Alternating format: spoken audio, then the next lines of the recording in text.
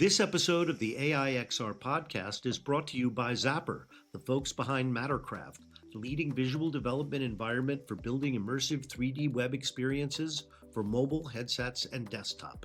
Mattercraft combines the power of a game engine with the flexibility of the web, and now features an AI assistant that helps you design, code, and debug in real time, right in your browser. Whether you're a dev, designer, or just getting started, Mattercraft speeds up your workflow and brings your 3D ideas to life faster than ever. Start building smarter at mattercraft.io.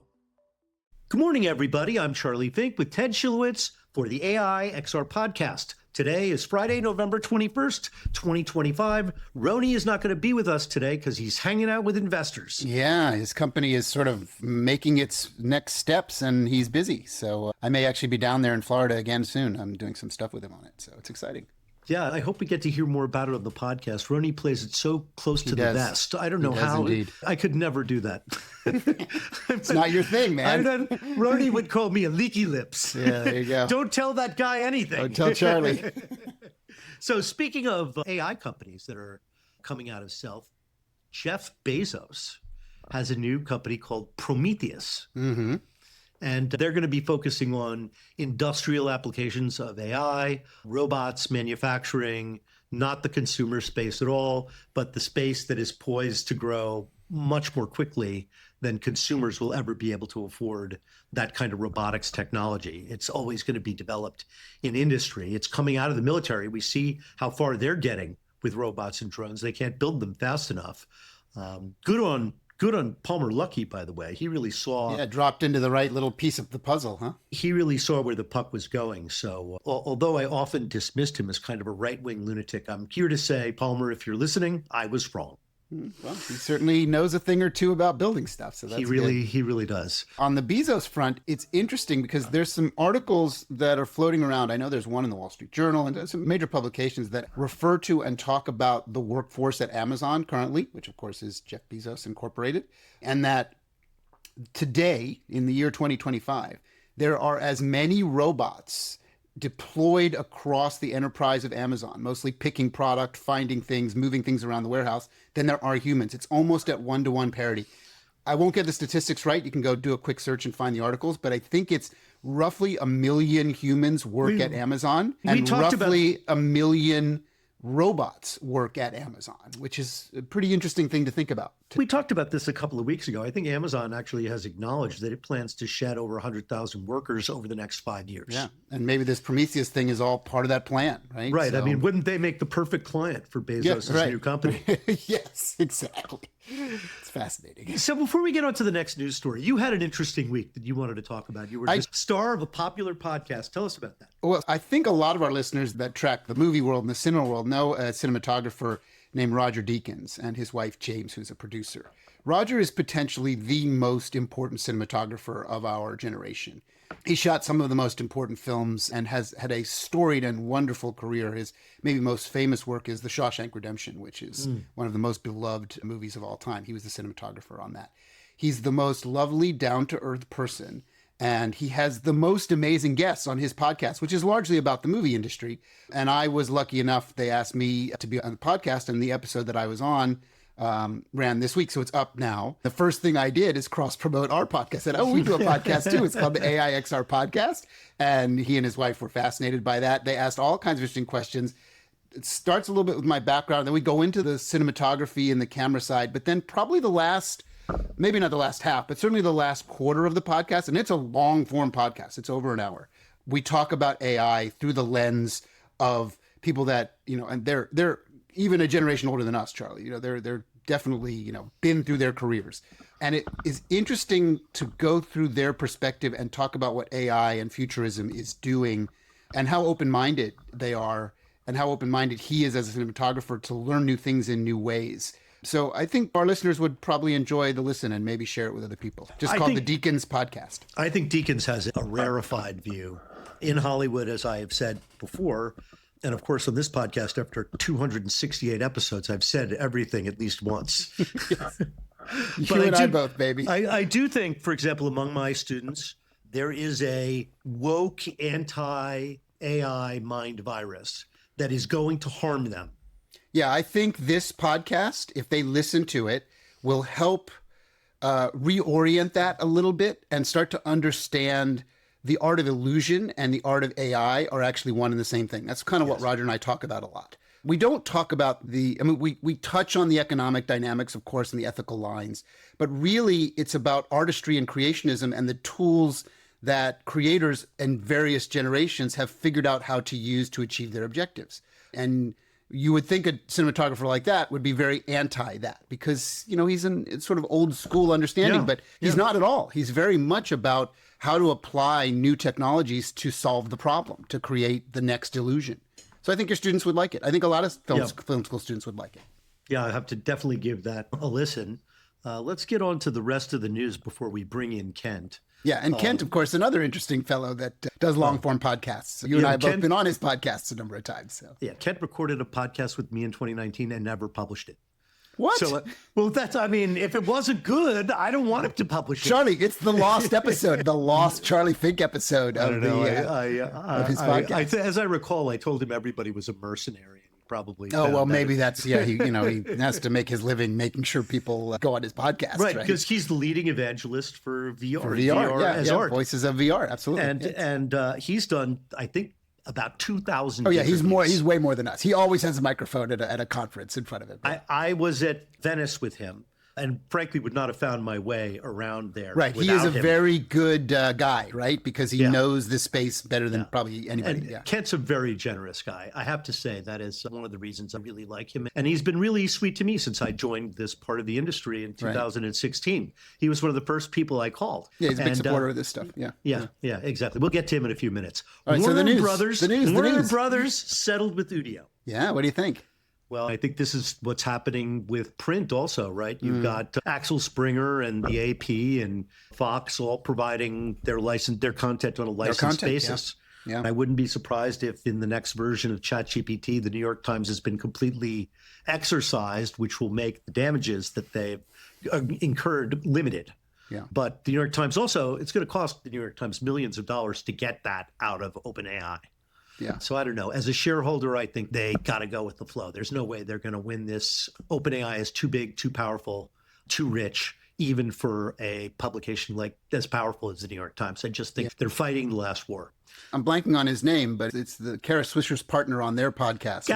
Scott Galloway talks a lot about this problem state that large media companies, both print, audio, and video, have gotten into by not understanding how they need to collectively fight against this war. And they all try and fight their own individual wars, and ultimately they lose. He's really, really smart at it. Scott has crystallized that problem. I've had a lot of interactions with Scott over the years. First of all, he's, again, a lovely guy. Yeah. He returns an email, which a lot of people, if they don't know you well, will ghost you. I do that. He's in the game, right. I'd love to get him on the podcast. Yeah, we should ask him. I wonder if he'd come on. He'd be great to get his perspective on all this. Yeah. So, we're talking about Jeff Bezos and the kind of industrial applications of AI and robots.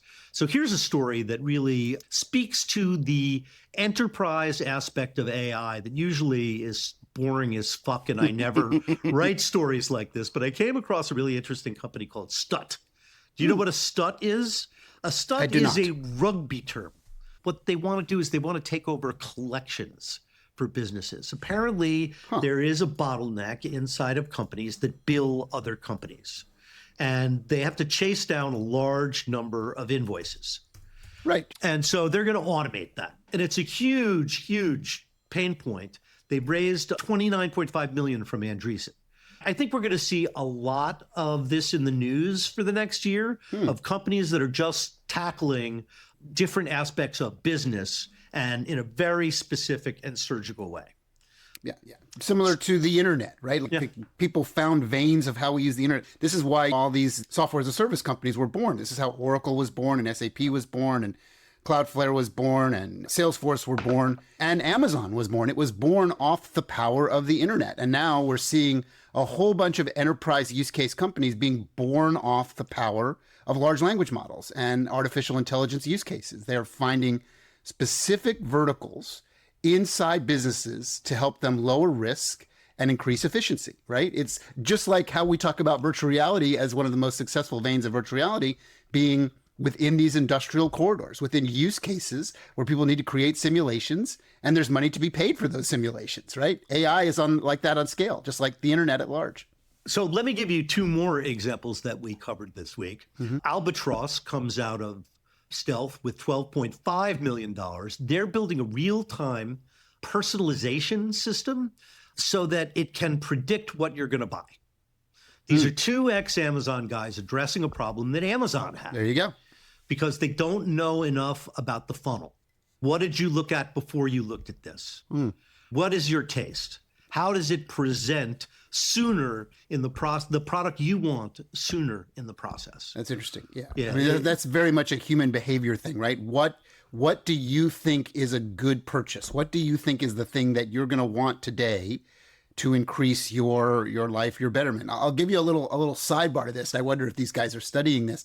I read some interesting stuff about lipstick, and that in difficult economic times, apparently lipstick is a key leading indicator. It's a canary in the coal mine of times are tough and people are trying to find very low cost ways to make them feel better about themselves. And I guess it's mostly women, maybe some men in today's world of, the blending of that. But lipstick, apparently sales go up a lot when times are tough, and luxury goods of all form go down just because people simply don't have the money to feel better about themselves buying expensive stuff. But they'll buy a lipstick because it's a relatively cheap way to make someone feel better about their day. They put on some lipstick and they feel good about themselves. So it's interesting.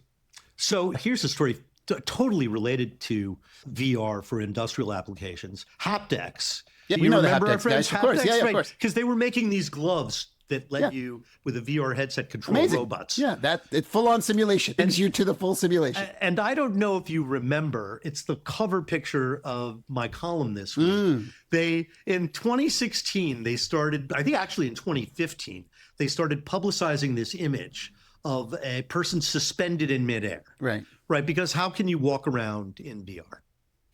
And there is one company that was successful at it, Virtuix, with their Omni system. And they've sold quite a lot of it. It's a company backed by venture capital, including Mark Cuban's company. Yeah, you're on this like slick shell and you sort of skid around on it. It's basically the best way I can talk about it. I mean, you're wearing overshoes that have ball bearings. I've never found it all that compelling. It's an odd thing to me. They're doing it a different way. They're using the plastic dish and the harness, but the feet and locomotion have a much different technology.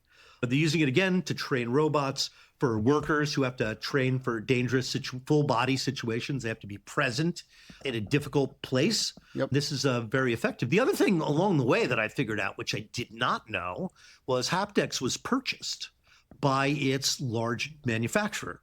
That was something that has not yet. Is that a company out of Asia? Who is it? No, the company is in Ohio. I did not write down their so it's name. like an industrial manufacturer. Yeah, it's an industrial manufacturer. That seems to make a lot of sense. I don't think those guys on their own, due respect, they're great guys. I don't think they can compete on their own.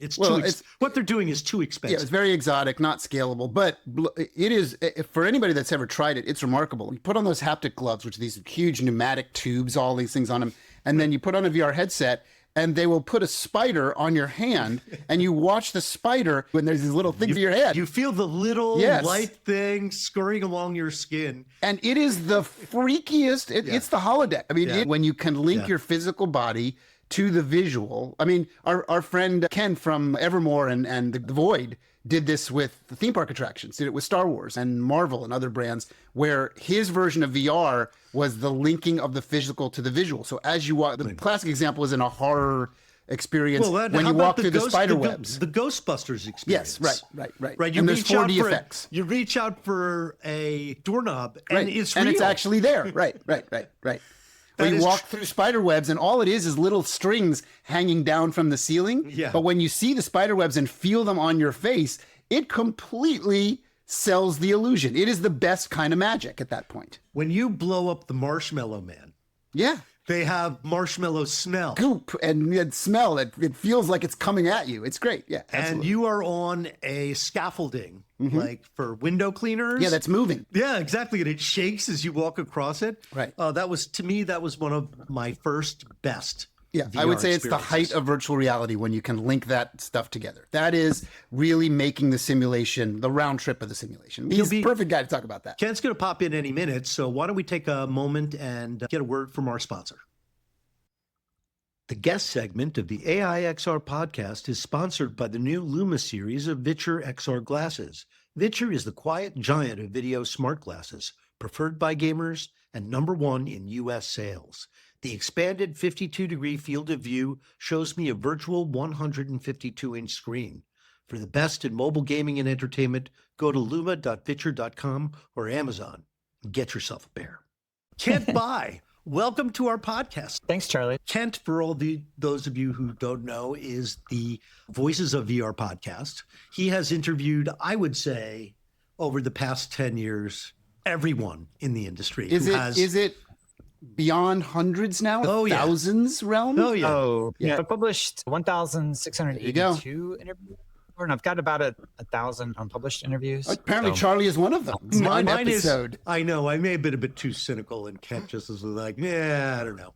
We'll have to get a better interview at some point in the future. But apparently, Ted has done a couple. I've done a few in my day. Yeah. Kent and I have had our discussions about things. And, we're a big fan of you. You're an icon in the industry. You're a reason this industry continues to survive.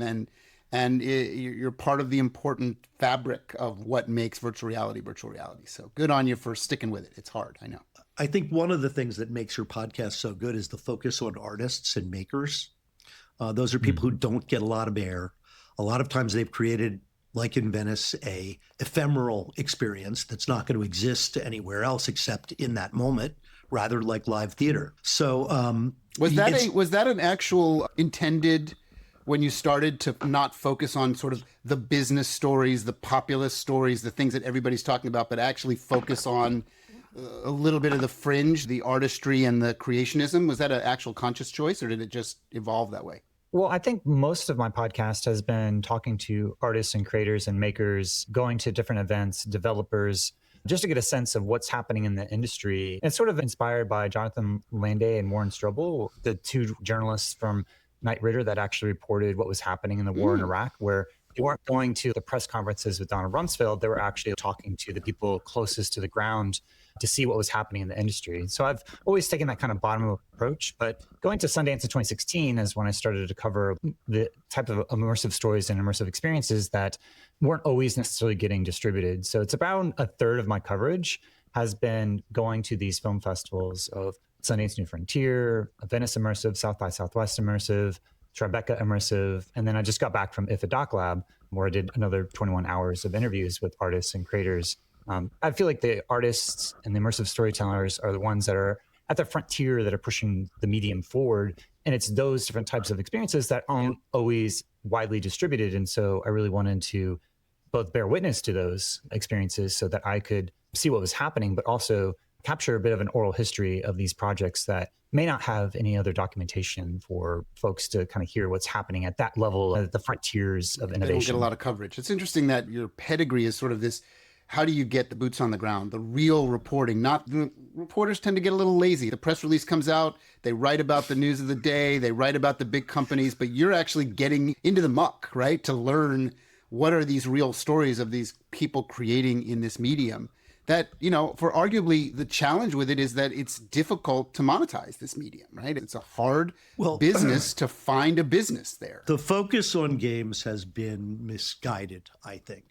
Gamers prefer game consoles and PCs. Well, I do think that gaming has been the area that has been at the forefront, but I do think that there's been, first I want to respond to what Ted, you were saying in terms of that, and some of it has been from, these are the people who are the closest to the ground. And also I get a lot more insight into what's happening with these big companies by talking to the developers and getting their perspective as to what's happening rather than talking to the companies themselves. And so sometimes that's come from that the companies may not give me access to talk to them. At the beginning of when I was doing my coverage, I would get people from Google, people from Facebook at the time. But at a certain point, some of these bigger companies were giving me less and less access to talk to their people. I think podcasts, going on the record live without any control, it's different than giving a quote that can be sort of manipulated or controlled afterwards or written up by somebody else other than the person that's speaking. And so I feel like just the nature of, podcasting means that they have to be live. It's a lot more risky for big companies to talk to a podcaster than it is for them to put out a written statement. So by that nature, it's been me talking to the developers. And in terms of gaming, one of the things I've noticed is that a lot of these companies have kind of skipped over the enterprise phase and tried to go straight to the consumer market. And I think that's been a little bit of a mistake because the industry grows from the B2B and the enterprise markets, but a lot of these are consumer companies that have tried to just bypass or not look at that. And so there could have been an opportunity to more organically grow the industry had they put the enterprise and B2B more at the forefront. But there's this kind of idea that this is going to be the next platform. And so they need to do these subsidies of the hardware in order to get enough of people using these devices to capture this new platform. How often would you say you're in a virtual reality headset? Is it every day? No, I'd say it's probably once every week or two. There's things that come out, but there's, I'm a bit of a binge watcher. So I will go to like Venice Immersive and watch like 30 you're like hours us. We content. get in festival mode and then you just get sucked in, right? So on average, it probably, spreads out. I just saw probably 15 to 20 hours worth of content at IDFA DocLab, and Venice had around 30 hours of content. And so my coverage has been more towards event-based coverage. And so I will go to events and see a bunch of things and then talk to the people that are there, because it's just the cadence of the different events that I go to. I'll see a bunch of stuff, do a whole lot of interviews, and then I've been trying to release those as batches. So I'll have 21 hours from IDFA DocLab, and I still have the 32 hours from Venice Immersive that I'll be getting out here. So you're not really call it a home VR user on a regular basis. You're more of a go out, see the stuff, then let it settle into your brain and write about it. Yeah. There are stuff that will come up and I'll jump into VR chat, but there's things that I'm not doing every day. And it may be once. I just think it's an interesting insight for a lot of our listeners, because even, Charlie and I are not in a VR headset every day, right? And it actually starts to spread out less and less. The habitual nature of wanting to get into it, if you don't use it for a while, you stop using it, right? And it's interesting. That's an interesting problem that the VR manufacturers have on keeping it sticky, keeping people coming back, versus turning on a TV or putting on a game console. So it's an interesting problem. I think the things that are being successful on the Quest sort of meet my definition of VR, which is training and simulation. I think that's the killer app of VR. So things like Walkabout Mini Golf, Golf Plus are the most popular games. They're social. You know how to play them. There's no instructions necessary. During the pandemic, Ted, we played mini golf a bunch of times. Yeah. Well, and like the phenomenon of gorilla tag is a good example of that. Yeah. There's a very low threshold of learning. So Kent, we always do this in the podcast. We jump ahead. But I would just like to rewind 10 years. And how did you end up doing this? What were you doing before? Were you in radio? You have a great radio voice. I'm interested in the whole Kent story and how you came to be who you are today.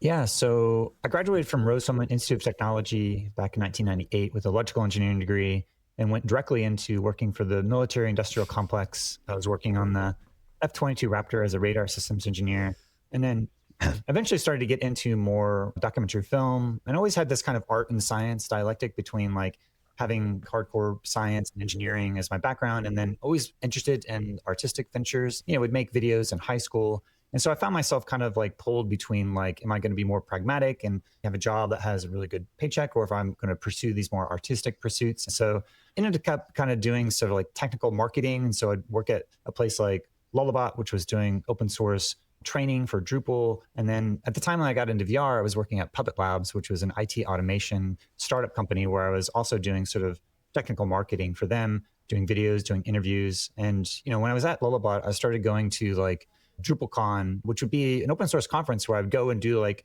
40 to 50 and sometimes up to 80 interviews at one of these conferences. And so I knew that I could go to like these technical events and sort of capture oral history. So when I saw virtual reality come around, I bought my DK1 on January 1st, 2014. Within a couple of weeks, I was at a game jam. I made it my first game within like 3 weeks.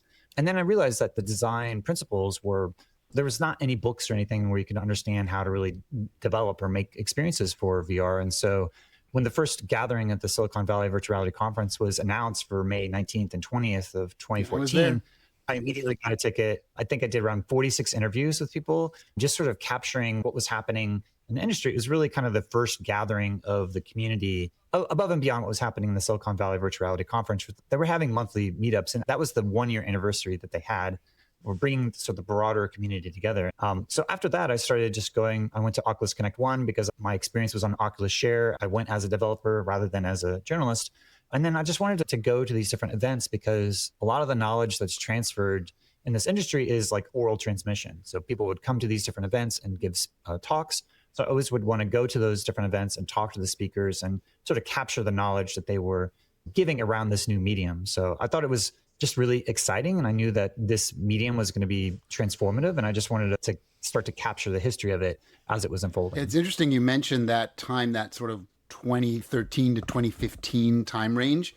Like I have very strong evocative memories of that time. It felt like this was the next platform. Like if you could go back in time a generation before that, it was happening with companies like Microsoft and Apple and the compute revolution, and people were going to these meetups and these hackathons, and we were too young to experience that. Our generation of that feeling was that time frame, and it didn't quite lock in. It sort of moved in all kinds of different directions that weren't necessarily healthy for the industry. I wonder if you have sort of a sense of that 10-year period from 2014 to 2024. Well, it was a very exciting time, and it felt like the Wild West. I mean, just an anecdote of like James Blaha being at Silicon Valley Virtual Reality Conference. He had lazy eye. He was using VR to basically cure his lazy eye. And it was like, what is the potential of this? What does this mean? And so there was a lot of ways that people were kind of understand the affordances and what was possible with this new technology. And I think even today, people look at this kind of relationship between the virtual and the real, and what's it mean for us to be able to simulate different dimensions of the human experience. And so for me, over time, I think I've been much more driven philosophically to kind of understand like what are the underlying affordances of the medium, as well as what's possible. What are some of the ethical, like just in the process of talking to a lot of the people within the industry, there were things around privacy and other like concerns around harassment. And so looking at the ethical implications of the medium, but also like what was possible. So that I see that as sort of the two sides of the same coin, which is like, what are the ethical dilemmas and what are the possibles and potentials and what's the ultimate potential? And also the kind of more philosophical, like what are the affordances of the medium and how it's pulling together all these different design disciplines. And so it's been a lot of my interviews have been driven by talking to different people, understanding what their background is, what they're bringing in, what their perspective is, and how they're bringing those insights into the medium, just to kind of understand how this is really an interdisciplinary fusion of so many different practices. And by talking to so many different people over the last 11 and a half years now, I get a sense of how to make sense of what this medium is and what it can do. So we had a great exchange in Venice. We were staying together in the journalist hotel where they put everybody up. I asked Kent, I gave him my impression of the Venice show this year. And Kent said, yes, but you don't understand the context. All these things are tied to all the other festivals, and all these artists, many of them are onto their second or third or fourth project. There's a whole world of not-for-profits and government agencies and people who go to Venice, and they have a whole deal making. They have a whole market like the AFM of partnering up and figuring out how do you do a not-for-profit, maybe multicultural VR experience. So I thought it was really, really interesting because I had this one experience to judge the whole thing. And I think, Ken, your point was so well taken. You can't judge the one thing. You have to look at the bigger picture. I don't remember that specific conversation, but what I do know is that Meta has not necessarily forefronted immersive storytelling. It seems like Apple has, but they're much more into the cinematic tradition rather than the fully immersive, kind of sixed off with controllers and everything. And so, but yeah, I definitely see right now that there's this other track of location-based entertainment and these immersive stories that are definitely at this kind of circuit of these film festivals, and that there's been a lot of discussion around, how do we actually bring these out into a wider kind of exhibition? There's been Cosm, there's been Sphere. There's also now like Excurio and Phi that's been starting to demonstrate these more free roaming virtual reality experiences in a way that is sort of like you could have 150 people per hour see it. So you have a certain high enough threshold of the throughput to make it profitable to be able to exhibit some of these different experiences. And so I feel like a lot of what's been happening on the festival circuit is like pushing the edge, what's possible to express the human experience in these stories through the affordances of VR, but still with the challenge of how to actually get these exhibited in a way that's out into the broader public. And so I feel like that's kind of at the frontier of where things are at, and that there's a lot of movement in terms of figuring out some of these different ways of how to actually exhibit some of this. You make content. a good point about if you take the VR and the moniker and all the sort of baggage of that and apply it to sort of a different thought process of virtual reality is one piece of a technological toolkit that can actually be used to entertain people or inform people or learn or do all these processes, right? You remove the problems and it starts to become another thing that a theme park creator, whatever form that's in, will use to deploy a piece of content. And you can get hundreds of people in it at a lower cost per deliverable than a sphere or a cosm, right? So you can have more interesting kinds of concepts out there. And that's interesting from an economic standpoint. And you're right, places are adopting them because they're not, they wouldn't market them as VR attractions. They market them as attractions, and they happen to use VR as the technology to deliver that attraction. No different than what Disney has used for every other type of technology it deploys, right? So I think that's an interesting perspective. We had Paul Raphael on the show 2 or 3 weeks ago, and he was talking about Interstellar Arc, which is their VR attraction at Area 15 in Las Vegas. And they've figured out a way to put 150 people in a Quest 3 at the same time. Free roaming, walking around, not just sitting. Yes. Yeah, they started that with the Infinite. Right. They were really pushing that forward with Phi, and then Excurio, which used to be called Immersive, but doing a similar thing where you would take kind of like a guided tour and there'd be like 5 or 10 people at the time, and then you stage it out and they're kind of moving through a large enough space so that you could get on average 150 people on the same experience. And I think that there's a couple other dynamics, which is like the cultural institutions and different museums that have been exhibiting a lot of this type of work. And so again, this more kind of enterprise level where it's places to exhibit it out to the broader industry. And also I think, it's worth mentioning that places in Europe and other countries actually have funding for artists to develop these different types of content. So there's been funding mechanisms for creators to work to develop these stories and these experiences within the context of the medium. Whereas in the United States, it's more of like you have to turn it into a business, and unless you can have that return on that product, on this end product, which is very speculative and difficult. So it's been, there's been a lot of that funding that's dried up for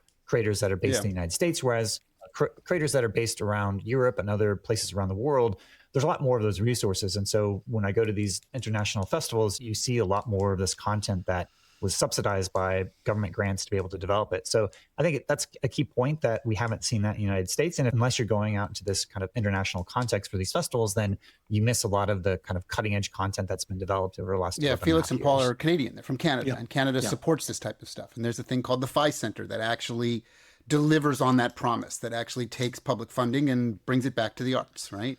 I mean, to your point about both like Meta and Apple and Google, what happens is it kind of has these peaks and valleys, right? Because it's not for lack of trying. They do try these things, but then they realize that there's a very limited ROI, and then they back off again, right? So it kind of like gets a moment of excitement because it requires energy to do anything. There was this great piece in the Apple Vision Pro that I'm not going to remember his name, but a pretty high-level director did in this submarine shot with the. It's incredible. Submerged. Yeah, it's incredible. The work is incredible. I liked it.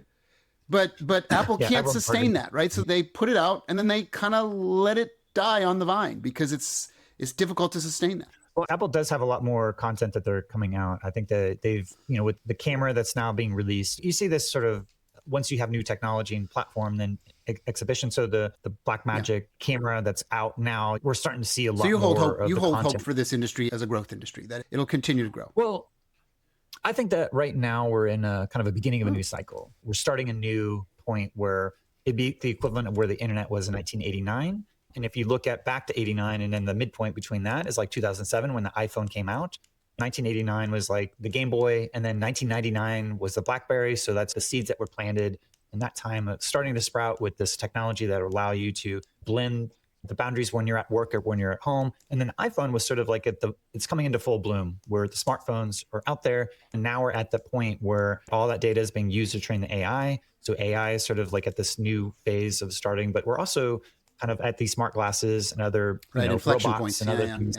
It's the beginning of a new cycle that like at IDFA DocLab, a lot of the projects were at this point of kind of doing this retrospective look at where the internet has been over the last 36 years and kind of also looking forward to where it's going. So we're at this inflection point where it's the beginning of a new cycle where, we're kind of creating these antidotes to the smartphone to be more embodied, more present, but also it's kind of still at the very early phases where it might be another like 10 to 18 years before we see like the full bloom of where these technologies are going to go. So, of course, one of the big news stories is Android XR and the launch of the Samsung XR headset. Did you have a chance to do the Doug Lyman experience at Venice?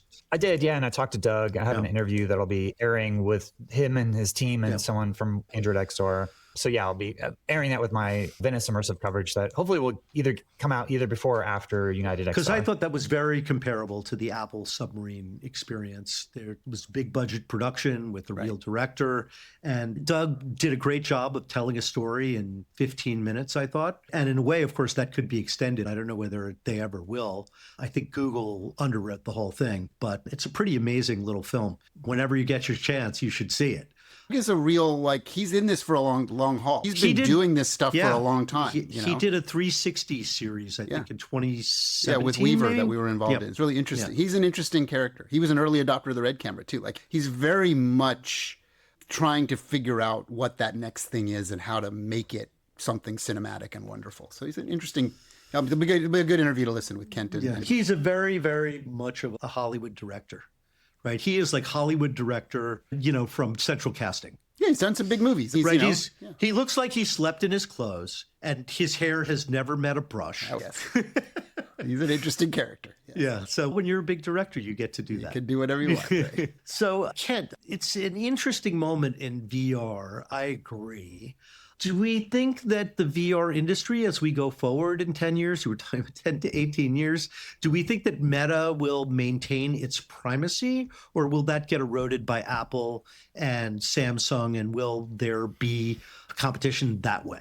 Well, I think it's interesting as they move away from the Quest platform, which has pretty much been a kind of a console concept where they're able to have control over the operating system, and they're basically using Android and creating their own kind of ecosystem. But as we move forward, it'll be interesting to see as things move into more smart glasses, like to what degree is the broader ecosystem of apps that are available on iOS or Android be a key part of the ecosystem of these applications, where they haven't really necessarily developed their own operating system from scratch. They're still using Android, and they're still kind of like in this place where they've tried to be an early mover, and yet they don't have the kind of core operating system and solidity of that as they move forward. So I feel like there's a certain extent that both Android and, with Google with Android and Apple with iOS have like a much more robust ecosystem when it comes to these other platforms. And to what degree are they able to recreate that? And also with the Valve and the Steam frame, I think it's interesting just to see how they're kind of taking an approach where they're like actually building on like Arch Linux and like a really solid like operating system. And so I think as we move forward, there's a lot of cruft when it comes to Meta and their foundations. They feel like they've been chasing deadlines and incrementally moving, but it can be very unstable and finicky. Just their operating system, their whole experience. It's not as solid as even something like what Android has been able to do with Google has been able to do with Android XR, even with Apple. There's a solid framework and operating system and first principles, whereas I think Meta has been chasing different features and it's been very unstable. And so I feel like as we move forward, it'll be really interesting to see the role of both the operating system as well as the ecosystem they've been able to cultivate. Are you excited about smart glasses? Are you excited about wearing a micro display and like you're wearing glasses now? Is it intriguing to you? Do you think the trajectory that we're headed with the dollars that are being spent and the marketing being spent on this is something that, because a lot of people track you as a canary in the coal mine. So I'm very curious what you think about smart glasses and if you're excited. The video display glasses are popular. Yeah. So I think over time, I have the Voices of VR. I've thought, should I rebrand to Voices of XR? And I feel like I'm much more interested in what's happening in VR. And, people often say, well, AR is going to be much bigger. But I also think, I think there's actually a lot more, like VR is not going to be limited by what you do in reality. And so I tend to still focus on what's happening in kind of like the frontiers of immersive and these immersive stories I see at these festivals. I'm not seeing very much content that's very compelling that's using this. Yeah, this blended sort of mixed reality style. There'll be one or two each festival, but nothing that's super compelling in terms of like narrative from a narrative perspective. So I feel like there's a certain amount of like these smart glasses that are very much more utility based or things that are going to help solve problems. But from a narrative or storytelling perspective, it's been not as compelling, which means that since I've been focusing mostly on immersive storytelling, it hasn't necessarily been integrated into my workflow. Now, that said, also like these companies, I've been a little bit more on the fringe and they don't always like give me different demo units, but I do have like these Ray-Ban Meta smart glasses, AI glasses, but I don't necessarily use them. I haven't got the lenses. So I'm not as excited just because day to day, there's not things that it's like helping me solve any problems. I haven't bought the display glasses. I don't think the monocular displays. I agree. Like there's things that it gave me a little bit of headache. Also, I have a negative 5.5. Right. You need a strong prescription. They're not. You're only up to -4. So I even if I got them, I couldn't use them yet. So there's not there. For one, the way that they're being released are not really looking at accessibility. So I can't use them. And for two, maybe over time they'll get better and maybe I will, but there's not necessarily use cases that are driving it. So I'm not as excited around the smart glasses. I'm not like a first user, early adopter of them. Maybe the second generation or maybe later I'll start to get them and use them. But as of right now, that's not something that I'm more focused on the VR because it's more interesting content than what I've seen. I went to Snap AR and I've covered a lot of that in terms of what I feel like the Snap platform is the most interesting in terms of what developers can do with it. So because I cover developers, most of they haven't even had like dev kits for a lot of these smart glasses. It's just been first party apps. And so it hasn't really necessarily even been interesting for me to cover. So I go to Snap and see what Snap's doing. I think that's interesting. I'm much more still interested in VR because I think it's more interesting content, but I'm kind of waiting to see. I appreciate that. I think you're right about Snap. I think there was a period of time, Roni's not with us this week, but a period of time when Magic Leap was kind of holding that mantle of really interesting experiments and experiences within a true mixed reality platform. And Snap, and actually the original HoloLens was doing that too. We're kind of like tracking this going, there's a there somewhere. And out of all the different companies that have sort of lived on, Snap is kind of the one that's still holding on to that dream. But I don't think Meta is with their glasses, at least not yet, because it is more of a utilitarian kind of like, load up WhatsApp. That's what you get with it. It's not what we want. I mean, it always seemed to me to be kind of a solution in search of a problem. Yeah. Right. When you're cooking, need to have the glasses on. I mean, I get it, right? You want to be hands-free. Makes it cool, but at the end of the day, and of course, didn't work for the cooking at Connect. It will make a cool demo at some point. So I do think that, when I talk to people, they say the smart glasses are kind of like the form factor that we're headed towards. And I do think that's true. Like I said, we're at the beginning of a new cycle. So in the spirit of beginning of a new cycle, you can kind of look back to see where the internet was back in 1989 and then think about where it is at today. I think similarly, if we look at in the future in like 30 to 40 years, to see where these smart glasses are, we're going to start to see the type of things that are being released now is sort of like some of the form factor, but it's just going to get like more larger field of view, better in all axes of immersion. So I think that, in 10 years, I think it's going to be much more compelling for people, for even me or for the general public to use it. But I do think that is this bet that a lot of these companies have made in terms of like, this is the next computing platform. Like it doesn't necessarily always make sense for either Apple or Google to get into like VR per se, but I do see like the long trajectory of where the industry is going, that it makes sense for them to do that because from going from 2D to 3D, there's a lot of stuff that they have to start to figure out. That's going to drive other things like the neural inputs, the eye tracking, and other frontiers of human-computer interaction. It's very interesting and intriguing to see what type of innovations are happening and how that feeds into all aspects of XR over the next 10 to 20 years is going to be a compelling innovation when it comes to the future of this technology as we move forward. So I do think that we're still at this kind of like liminal space of like something that's beginning in this new cycle that like is looking at where things have developed up to this point. And it's kind of like looking at the smartphone as the kind of marker point of like the in between when the internet came and in the middle. And then we're looking at like, what's the antidote to the smartphone? And I think that technologies that allow us to get off of the screen and be more present and be with other people are going to be driving where technology goes in the future. That's the thesis that Patty Mays of the MIT Media Lab has, right? That we live multitasking between the digital world and the physical world, right? The digital world is in our hand. It's always with us. And then there's the reality see when we look up. And so her thesis is it's inevitable that we will shift from the screen in our hand to a screen up on our face so that we can do this kind of ambient computing that we naturally do with smartphones.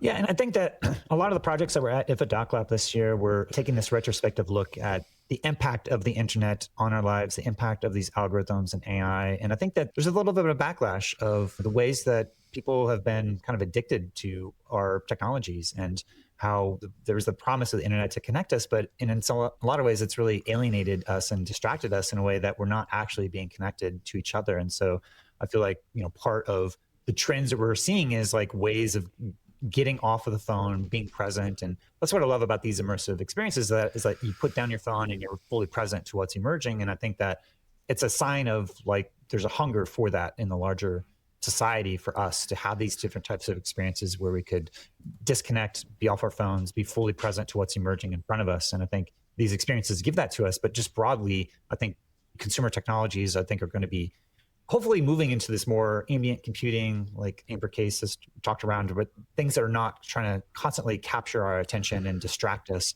and addict us. And I think we're living in this realm where technology companies have created these portals of escape that are addicting us, and we're trying to find the antidotes to that. Yeah, it's interesting. We are infinitely available and rarely fully present. Exactly. That is something that hopefully AR and VR might contribute to a solution where we can have one world that contains both the physical and the digital, and we don't have to keep multitasking and changing screens, if you will. I will hold out hope. I think it's, we're, and AI's in the mix too, and I have a lot of complicated thoughts around that should be the AI. next we didn't episode. even get there. We have to have you back just like to talk about where AI is moving into this realm. Lots of thoughts about that.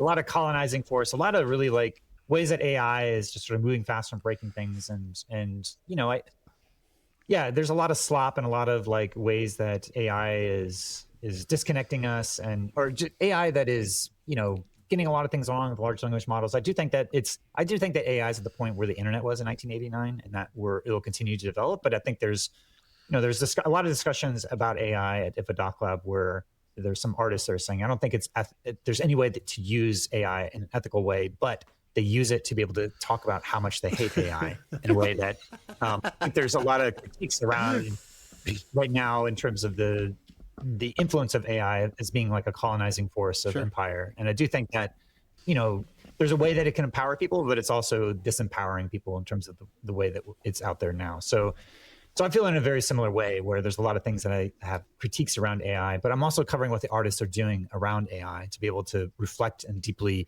they're using it and critiquing it and analyzing where it's at and where it's going. Yeah, and it's a whole other topic that that'll be next time. We'll have you on next time. I think one of the things that makes the Meta Ray-Bans great is the integration of AI. And now they've improved the use of the camera so it continuously knows what you're looking at. Right. You don't have to take a picture and then query the picture. Yeah. And I don't know why they have not yet integrated geolocation, because it would be so much easier to say. Is it because they don't, it's a licensing deal they have to make with a geolocation service like Google, and they don't want to spend the money on that? Is that the underlying problem with it? Is it because they need to rely on Google to do that and they don't want to? I don't know. I'm just postulating, maybe. I don't think the display glasses add anything to the experience, although taking pictures with your glasses is weird and it creates this weird wide angle effect. And so by having a little frame in your field of view showing you what you're taking a picture of would be super helpful. There may be some utilitarian use for that. Again, I'm not sure it's worth the trouble of a binocular display to do that one thing. Right. I don't know how many people are running around saying, I need a better camera. That's the thing that's going to make the Meta Ray-Ban glasses better.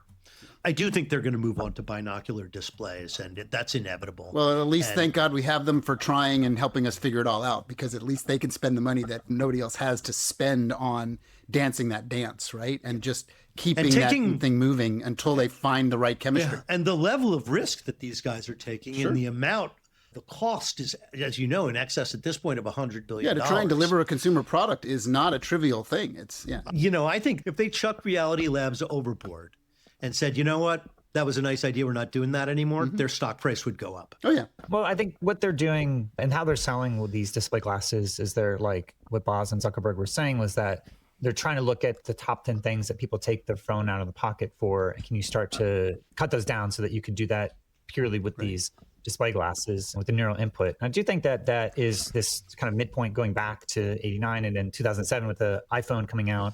We're kind of in this antithesis process right now of creating technologies that allow us to interface in new ways with the outside world without having to use our smartphone as that primary mode of interaction. And so I think it's helpful to look at that as a reference point to see how that, if you look at what are the ways that you stay connected, take photos, send messages, get maps, these different types of things that would normally get you to take your phone out of your pocket. Like starting with those things, you can start to see that this is a starting point where we're starting to break our addictions. Yeah, I got to tell you that neural band thing is a total non-starter for me. Like, yeah, it's another piece of the puzzle I got to worry about charging and carrying with me to use this thing. Like, forget it. It like totally makes it non-viable. I like Apple's approach where you put the damn thing on and you touch the air and it works. I get that it's a different form factor, but the neural band is not the future of this in any way, shape, or form.